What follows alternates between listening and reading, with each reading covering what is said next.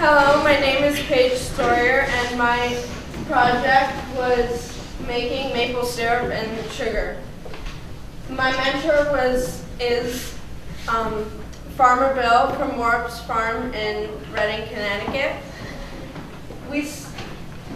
Maple syrup was founded by a Native American woman who was looking for water to cook with, and she couldn't find any, but then she saw the water coming out of the tree, and so she used it.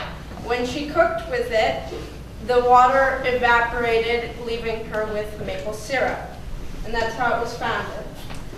I started my work with Farmer Bill in February. We start in February because of the weather being cold and hot again, especially in March. We need a lot of preparation time for cleaning. So the real sap coming out of the tree really begins in March, but we need a lot of preparation time. So the whole process starts in February. How we do this is by hanging up the buckets.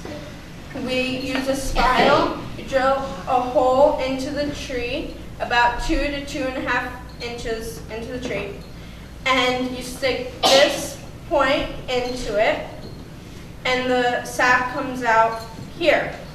And we hook this hook onto the bucket, like this, and then there's a lid that goes on it. This would be easy to do if it was about 30 times, because your hands do start to get very cold.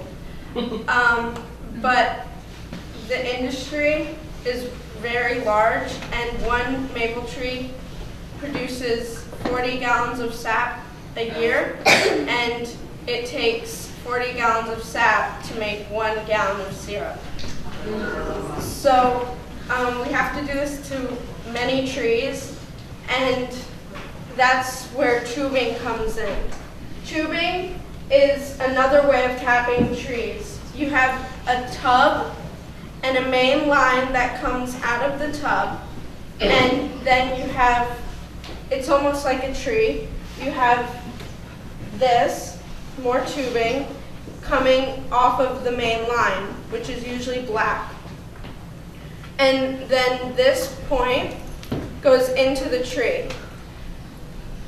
And it goes through the tree, through the tubing, into the main line, and into the tub. This, in the beginning, we have to clean it out and repair all the holes that the squirrels make because they like to chew on it. Then there's also this new method that they use, and they have a vacuum that is attached to the tubing, which sucks most of the sap out of the tubing, but this can create stress on the tree. Then there's also another method that they use that it's called reverse osmosis, where they take a certain percentage of water out of the sap, so it's already been moved along a little bit more. We then collect all the sap and boil it down in an evaporator, and once it's reached 7 degrees, we draw it off, boil it a little bit more to get rid of any sort of bacteria, and then bottle it up. Then, if a company or if a person, farmer, likes to make maple sugar, that's where the maple sugar starts. You boil the maple sugar until it's reached 238 degrees, and then you take it off the stove and put it in a tub of cold water to cool it down. And you begin to stir it, and this is a picture of the stirring. You'll be able to see it later more clearly. And you can see that it begins to crystallize. The lighter the grade of maple syrup, the lighter and more soft the candy is going to be. You can see the crystallization in this. It starts to lighten up.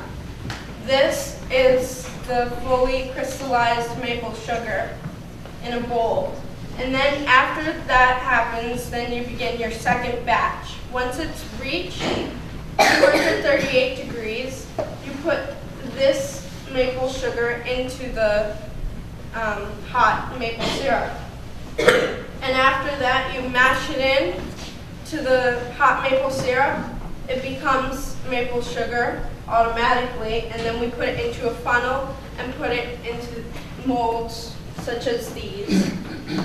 This process is usually done at night so that then the next morning they can take it out of the molds because it will be fully dry and ready to be sold or eaten. This is some of the maple sugar I made with my mentor, and tonight there will be more maple sugar at my presentation. So thank you all for your attention. I'd quickly like to thank my mentor for helping me out, and my parents for driving me everywhere and paying for the maple syrup. So thank you.